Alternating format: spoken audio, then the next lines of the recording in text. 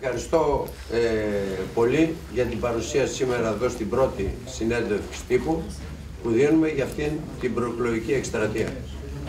Σας καλέσαμε σήμερα εδώ για να τονίσουμε τις δικές μας θέσεις σε μερικά βασικά σημεία της προεκλογικής εκστρατείας.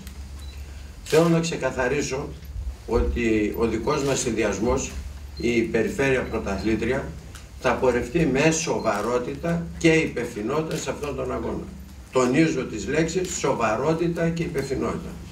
Επιλέξαμε το όνομα αυτό για να σηματοδοτήσουμε ότι φέρνουμε στη μάχη αυτή το πάθος, την αγωνιστικότητα και τη σκληρή δουλειά για την νίκη. Με δύναμη και αποφασιστικότητα θα κάνουμε την Περιφέρεια Πρωταθλήτρια. Θα κάνουμε τη Μακεδονία Πρωταθλήτρια. Η δουλειά αυτή θέλει κότσια. Θέλει σκληρή δουλειά, θέλει ανθρώπους πρικισμένους με την πείρα της ζωής που έχουν κολλημένα τα αίσθημα της καθημερινής μάχης. Μπαίνω στον αγώνα αυτό επειδή πιστεύω ακράδαντα ότι μπορώ να κάνω αυτή τη δύσκολη δουλειά, να αναλάβω αυτή την ευθύνη.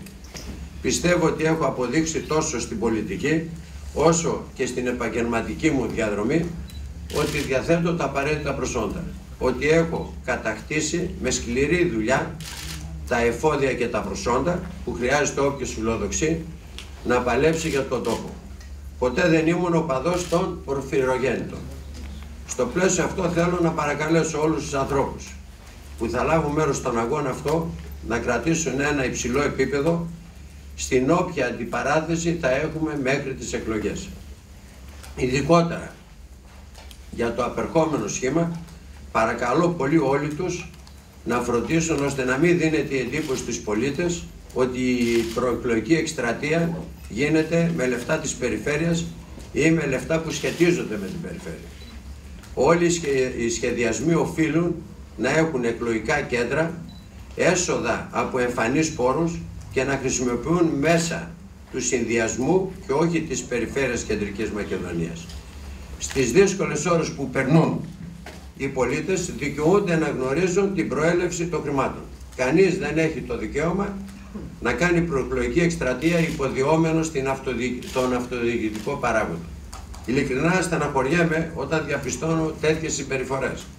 Ο πολίτης απαιτεί διαφάνεια, σεβασμό στο δημόσιο χρήμα και σοβαρότητα. Εμείς δεσμευόμαθα, το έχω πει επανειλημμένως, ότι θα μείνουμε αδιατάρακτα προσιλωμένοι στη διαφάνεια. Περιμένουμε και από τους υπόλοιπους διεκδικητές να κάνουν το ίδιο.